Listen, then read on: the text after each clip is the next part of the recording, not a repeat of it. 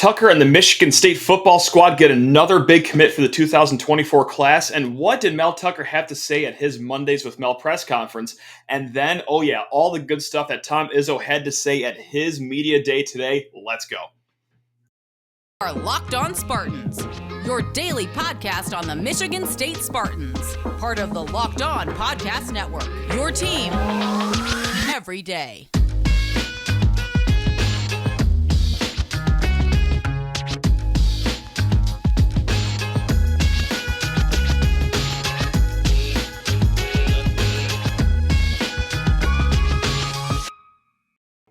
Spartan friends, Spartan family, thank you so much for kicking off your day here with us at Locked On Spartans. I am your host, Matt Sheehan, and I'm going to guide you through all things green and white here, not just for the next 30 minutes, but also, as you may already know, 5 days a week here in the Locked On Podcast Network. But before going any further, hey, today's episode is brought to you by Upside. Download the free Upside app and use promo code LOCKED to get $5 or more cash back on your first purchase of $10 or more. All right, hey, before getting into all the good things with MSU football in the first segment, followed with 2 segments of MSU basketball talk. Yes, once again, thanks a lot for making us your first listen. Please rate, review, and subscribe to this YouTube channel, this podcast channel, however you are digesting this.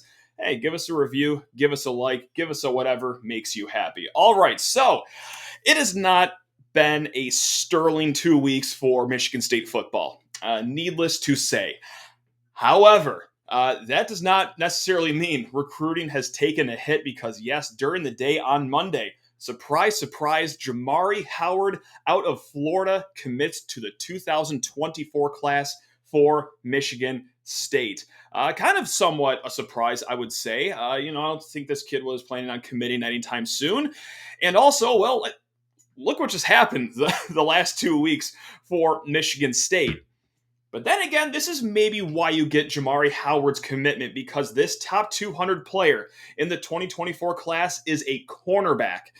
Yes, that's a position that could use some help here in East Lansing, so maybe he sees that. And hey, okay, well, Mel Tucker's also a secondary guy. Really love the culture that he's building up in East Lansing, so that's how you get a commitment from top 200 player Jamari Howard, 6'3", 175 pounds, and also a track star as well. He does the 400-meter sprint, he does the high jump, he does the long jump, really has the frame that you want in a cornerback at 6'3", and it's clear that he also has the speed as well. So that's why 24/7 Sports has him rated as a 4-star. I think Rivals has him rated as a 3-star, but regardless, you're getting a pretty good athlete from Jamari Howard. And yeah, it also might be a surprise too that Michigan State got his commitment because, yeah, okay, sure, like teams like, homegrown Miami have offered him. Homegrown Florida State has offered him. But also little schools known as Alabama and Georgia have also offered this kid as well. But hey,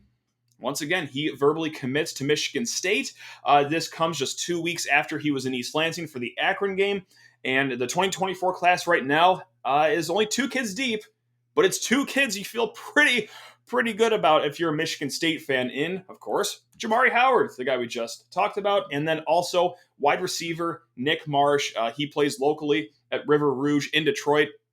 He is a top 100 rated player, 6'4" wide receiver. So yeah, long way to go, even for 2023's National Signing Day, even longer to go for 2024. But hey, you'd rather have these kids verbal commitments than to not have them. So yeah, right now, MSU for 2024, I would say 2 for 2 right now with guys that you could feel pretty jazzed about. So yes, there is the good news that all of us MSU fans need right now when it comes to football. So let's talk about the man in charge, Mel Tucker. He had his Mondays with Mel press conference, and yes, of course, he's got a lot to talk about because, okay, well, yeah, hey, recruiting seems to be going okay.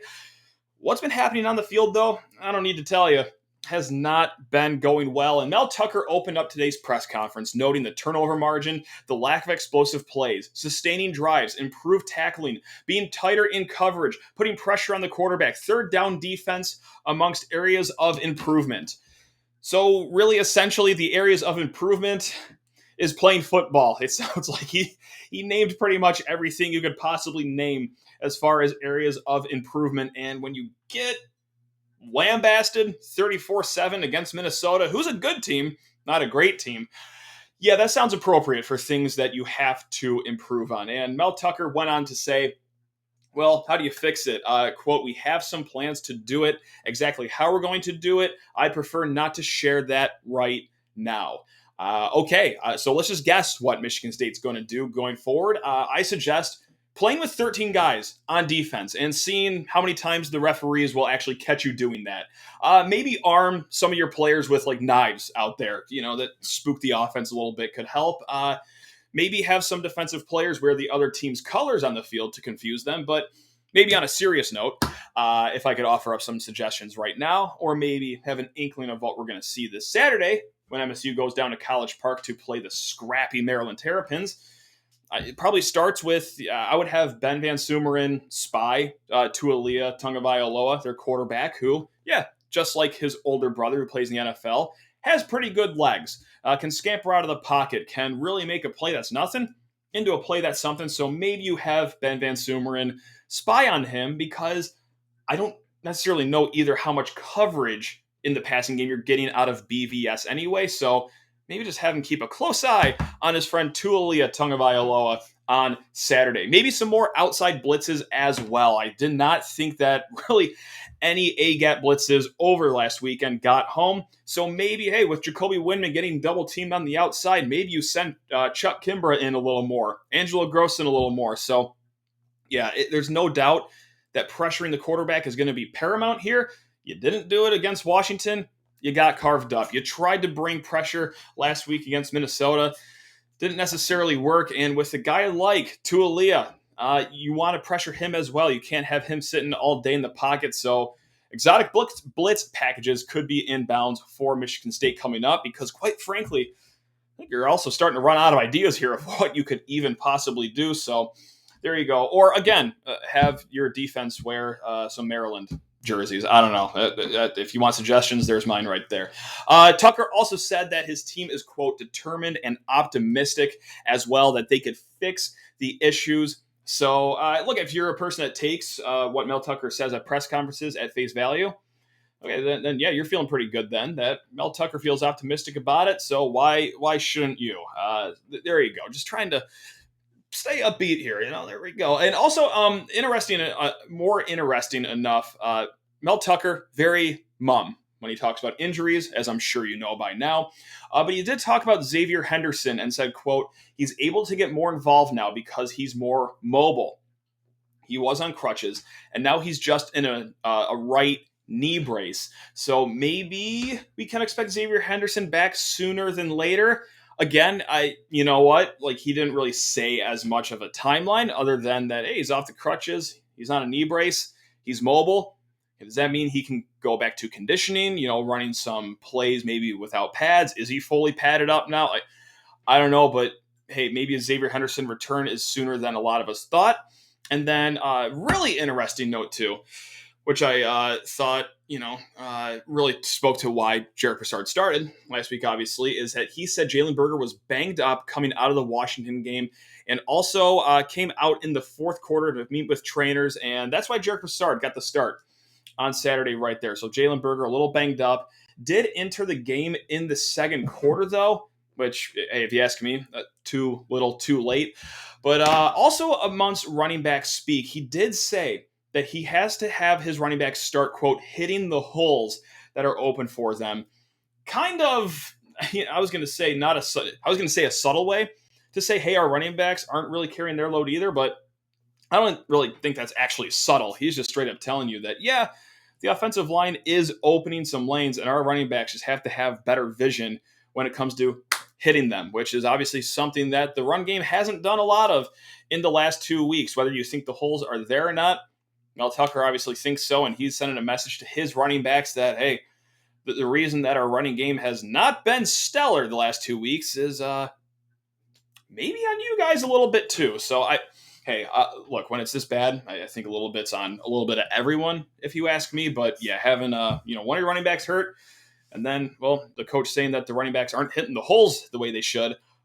Yeah, that could be the indicator right there. So hopefully some good film sessions, buff things out. Hopefully some good practice helps. Maybe even visiting the Terrapins helps a little bit this weekend as well. They just gave up a skrillion yards to Michigan last week. So maybe we could just use some Maryland medicine to get our run game back going, because we just need anything to get going here. If you catch my drift, because it's been not a good last 2 weeks. But hey, shout out to recruiting. You guys are not skipping any beats right there. So there you go. We're going to switch from the basketball field. That's nice. We're going to switch from the football field, I should say, to the basketball court here in a hot second. But first, need to talk your ear off about the Upside app.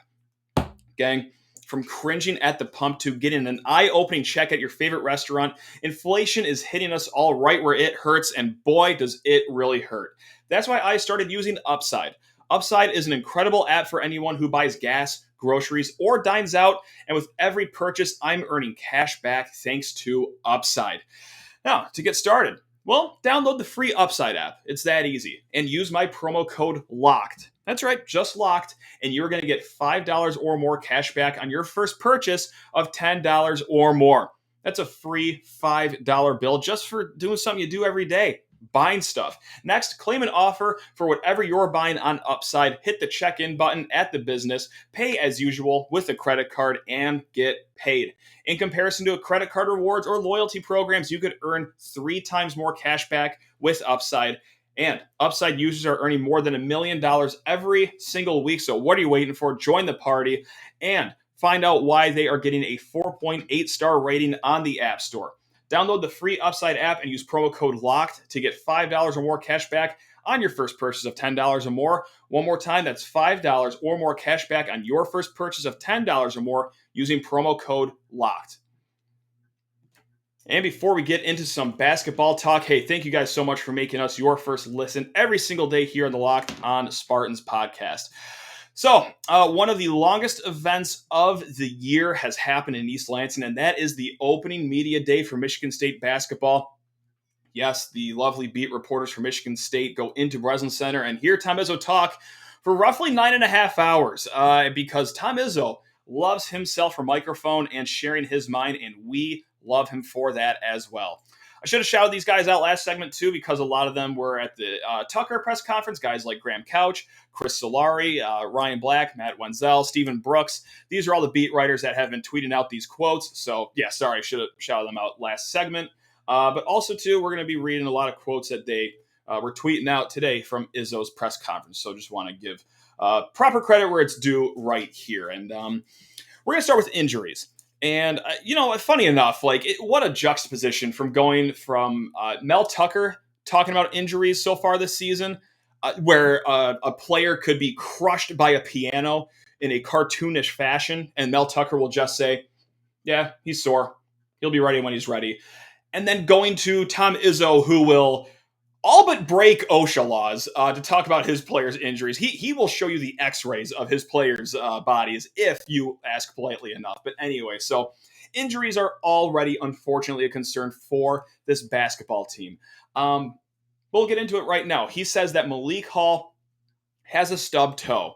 And yes, over the weekend at the game, Malik Hall was seen wearing a walking boot on the sidelines, but it's nothing serious. And I actually believe that too. This was just 1 year, almost a decade ago now at this point, when I covered the basketball team for the State News. But Michigan State basketball, I swear they got paid commission for every time they used a walking boot. Players were in walking boots all the time, precautionary, or maybe sometimes it was a little serious, but I got used to just seeing players in walking boots, and then they'd be a full go at practice the next day. So when he says that, it's probably not a big deal, despite he was just in a walking boot. More times than not, he actually means that. And he also said Malik Hall will only be out a few days, so he could be back on the court by next week. It wasn't a broken toe. It was just a small toe injury right there for Malik Hall. So not too much to panic about right there. The more serious injury is one that we talked about last week. It was Jaden Akin's, his stress fracture in his left foot. And Izzo said, quote, hopefully give us a week or two before the first game, which is when he'll be back. He hopes that Akins will be back a week or two before that first game, but also added that of all people that will stay in shape while injured, it'll be him. He's been using the bike, the Versa Climber. His cardio is going to be where it has to be, Izzo says. And yeah, with the guy with the work ethic like Akin's has, you don't really worry about his cardio as much as you just worry about that injury, because that's not an injury that should be rushed back.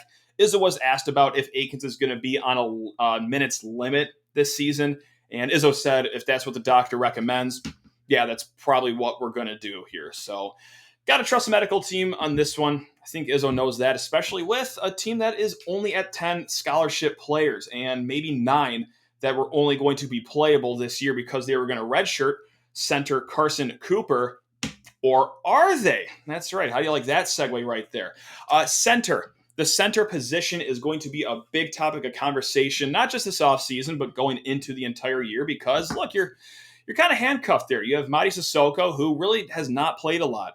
You have Jackson Kohler, who's a true freshman, and now you have Carson Cooper, the 7-footer from IMG Academy's B team, who they were going to redshirt the first year and then kind of grow into a player that could be a contributor by year 3 or year 4.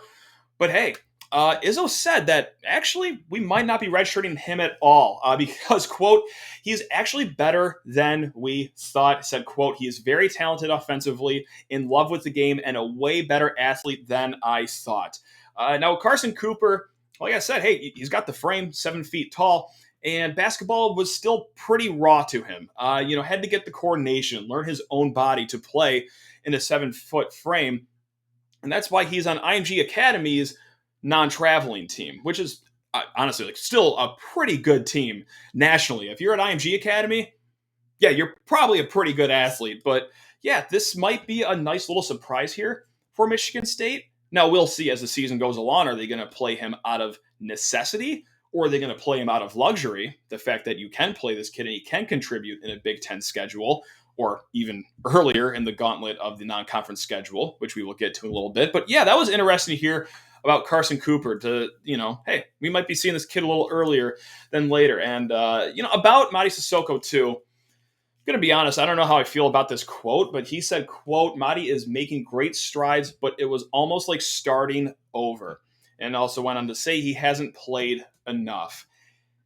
For a third-year guy, I like the blunt honesty from Izzo. You could always count on him for that. But, am I in love with hearing that, a guy that you hope can start at center this year is, quote, starting over?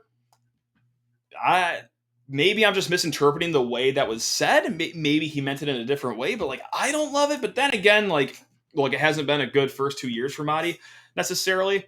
I think that we thought that it would be kind of a project where, hey, maybe by the second year he'll really contribute. Yeah, he's a little raw his first year. The second year he'll take a jump. Don't think that jump ever came, so maybe just starting over from scratch is the way to go. I don't know. We're going to have to stay tuned to find out about what's going to happen there. And even if nothing happens at the center position, Izzo talked a good amount about small ball as well, saying that Michigan State can go, quote, very small with some of his lineups, and then also added that Pierre Brooks can play the 4. Quote, we do have some flexibility. Now, again, yeah, it's flexibility, but is it also necessity if you don't have a proven center? Is it just your best lineup that you have? Maybe it's not even flexibility. I think this is something that Michigan State just might have to do, of going to small ball. But small ball, look, it doesn't look that bad, honestly. You can have a lineup of A.J. Hoggard at the 1, Tyson Walker at the 2, Jaden Akins at the 3, Pierre Brooks at the 4, and then Joey Hauser at the 5. Or, hey, you want to mix it up? A.J. Hoggard at the 1, Tyson Walker at the 2, Akins at the 3, Malik Hall at the 4, and Hauser at the 5.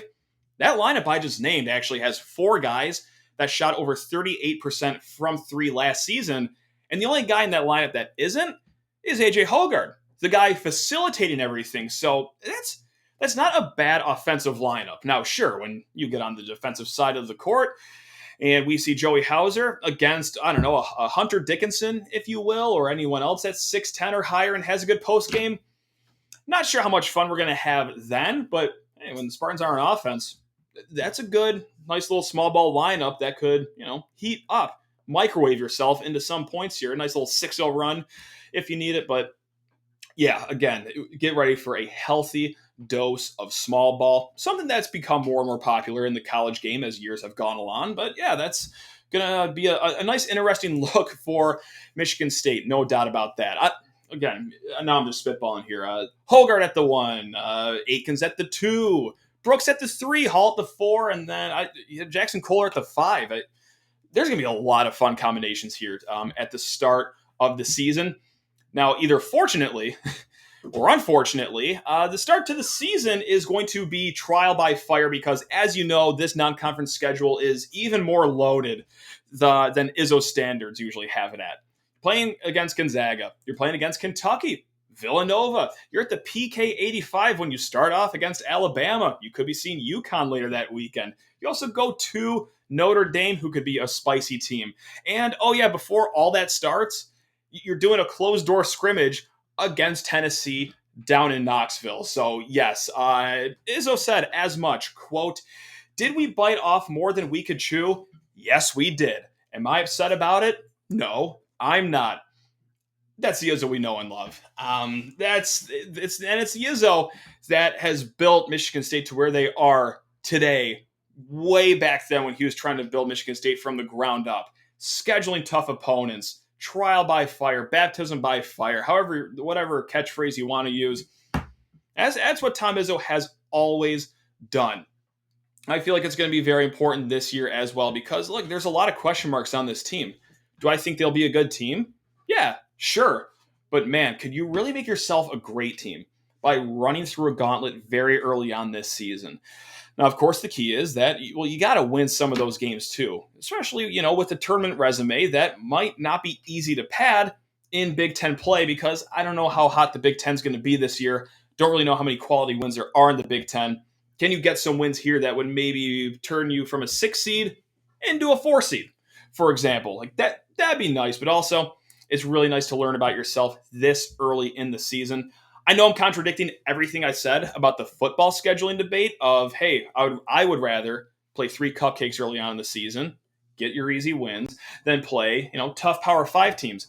In basketball, I think it's completely different because you can absorb a few losses easier in basketball than you can in football.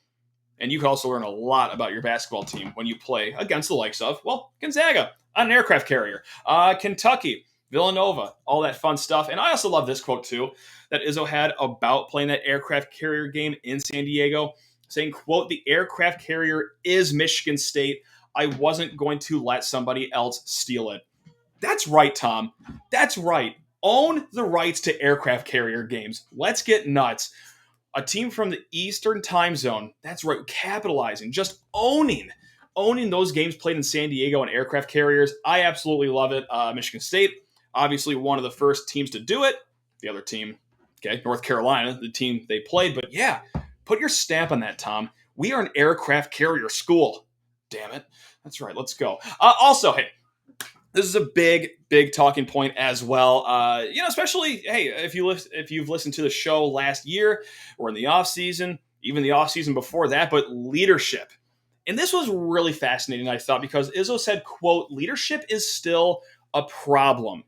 And I thought that was really fascinating. And I wonder if he's challenging someone on this team. Well, of course he's challenging someone on this team. I mean, someone else on this team other than AJ Hogard. Because, look, from the outside looking in, when you're watching games on TV or just what you hear out of practice, like AJ Hogard's got that dog in him, and he's the guy challenging everyone else on the court, getting in their face. And we haven't had an upperclassman leader like that in quite some time, maybe since Cassius Winston, but even he wasn't much in your face. Like I don't think the last few years had a lot of guys like that. Like Aaron Henry, I think just led by example. He didn't really get in your grill and challenge other guys. And of course, that's not the only way you can lead a team, but it's been a while since we've seen something like that at Michigan State. So I think we have AJ Hogard doing it, but it's here Tom Izzo say it's still a problem. I think he's sending a message out to other guys like Tyson Walker, Malik Hall, Joey Hauser, like those older guys, just to let everyone know that, hey, AJ can't be the only guy doing this. We need someone else to step up and be a leader that maybe Michigan State didn't have last year as an upperclassman, maybe even the year before the way Izzo wanted it. So interesting to hear that, because I thought leadership was going to be in a good spot with AJ Hogard, but yeah, he wants to see someone else step up and help Hogard. That's how I read that quote, at least. And also, it would not be a Tom Izzo start of the season press conference without talking about retirement. And he did speak on, hey, Tom, when are you going to leave this place? He said, quote, I don't think the game will get me out. I think the administration of the game will get me out. And then also added that he's been on boards, committees to help the future of this game, college basketball, because it goes without saying, drastic changes have been made in college basketball, the transfer portal, NIL becoming a thing. And let's move on from Media Day to actually an episode that dropped last week on the Draymond Green Show. You got to check out this podcast, especially that episode. And I'm sure you've at least heard about it by now. But Izzo and Draymond talked for about 45 minutes. Awesome episode. They did it during Grind Week, which is, a lot of current and former players meet up for a week of not much of a party reunion, but actually, well, what it says, grinding it out, getting nitty gritty in the weight room, the gym. But hey, Izzo and Draymond sat down. Look, they talked about everything from the start of Izzo's career, the early recruiting wins that helped build the program, how they should have won the title in 2010 because that horrible no call against Butler, and that they would have beaten Duke the following Monday. Also, Draymond talked about how he wanted to leave his freshman year after not playing at Ohio State, how he called his mom and his mom essentially hung up on him. I'm not going to spoil the whole podcast. Go listen to it, though. But we will get an excerpt from here as well. There's two things I want to go over. The first is retirement, because Draymond Green, great podcast host, asked him point blank, how much longer do you want to coach? How much longer do you want to coach? And Izzo said, quote, I watched some guys stay a year or two too long. The day I feel like I don't want to take red eyes, go out recruiting, have some meetings in my office, I am gone. But that day is not soon, because he also said, quote, I am rejuvenated. The campus is electric right now. He talked about Mel Tucker and the football team really juicing up the campus. Even the hockey program getting going. Talked about the cranes in the sky when he talks about the Munn Arena renovations. Even post-COVID activity. Tom Izzo said that he was sick of sitting in his office surrounded by windows and not seeing anyone walk around campus. Now that, the COVID shutdowns, if you will, are over, so to speak, he loves that campus is buzzing right now. And also traveling to Golden State, traveling to Boston to watch Draymond Green capture his national title, or NBA title, I should say. That has rejuvenated Izzo as well. And also, too, having a top 3 recruiting class for the 2023 class, I'm sure, can't hurt things. But he also talked about NIL as well. Draymond Green asked, how have you had to adjust as a coach? And then, Draymond also included that A.J. Hogard took a vacation to Jamaica off of NIL money. And also Izzo said during his answer that, hey, you, Draymond, you could have left after your freshman year. If your freshman year was right now, you might have been gone with the way that, life is in college basketball. And Draymond actually said, yeah, absolutely, I would have left after his freshman year. So really thought that was unique. But Izzo said that about NIL and then also the transfer portal, I wish they would have agreed to some kind of stipend. I'm all in favor of name, image, and likeness. If you're worth something you can do to pay a player without contracts or the ability. Look, he wants contracts in the game is what he's saying. Quote, there should be contracts because contracts means you don't get to leave every year. And then he spiraled into transfer portal talk and made a lot of good points. Quote, these guys are free agents every semester, and that causes problems. What are the unintended consequences? This year, there were over 450 college basketball players that put their name in the portal and now don't have a place to go. And I think that's not talked about enough, is that the guys that go to the transfer portal, and literally hundreds of them, never find a second home. Happens in basketball, happens in football. So if you leave because you're only playing 11 minutes a game as a freshman, is that really the best opportunity for you? Not just for your college basketball career, but also beyond. Because Izzo brought something up interesting, too, that we talked about last week, is that I thought it was interesting that Corey Lucius was brought back to campus, and he transferred away from the program. I thought, maybe not the best blood was there, but no, Izzo reached out, got Corey Lucius back on campus, which is good, and really, honestly, kind of speaks to the person that Izzo is, because he also said that, hey, for example, let's say you're a guy that transferred 2 or 3 times. where are you going back to after you graduate if you need help, if you need guidance, if you need a community? Like, when you transfer 2, 3, 4 times, like, you kind of lose sense of that college family that you build, which is really important. And look no further than a place like Michigan State to speak about that. I mean, just look at all these guys that come back, look at the community, the brotherhood that Michigan State basketball is. You transfer immediately. Look, it might not always be there. He might not always reach out to you if you transfer out. And especially, not just Izzo might not do it, but a lot of other coaches not just might not, but probably will not. So yeah, it's the unintended consequences like that, leaving too early. You know that Izzo doesn't love the transfer portal. And contrary to popular belief, yes, he does like NIL. I know that a lot of people take his quotes out of context and want to make him the curmudgeon-y old coach that, he hates players getting paid. No, he's for it. I think anyone is for it. It's just he wants to see some guardrails against it and make sure that, this whole thing doesn't blow up to an unmanageable mess. And that's why he's on these committees, on these boards. And that's why he's trying to get the game in somewhat of a good spot. And if it isn't somewhat of a good spot, well, we could just keep on adding years to the end of his career before he leaves, which is, fine with me. So, Tom, stick around. There you go. And also, hey, you. Stick around for other episodes of Locked On Spartans. We will be back tomorrow. Stephen Brooks will be joining us tomorrow. Later on, we will have a Maryland game preview. And then, hey, final thoughts on this Saturday's game coming up for Friday's show. You guys are the best. Thank you so much for giving us a listen every single day here in the Locked On Spartans podcast. Love you all. Go enjoy the rest of your day and go green.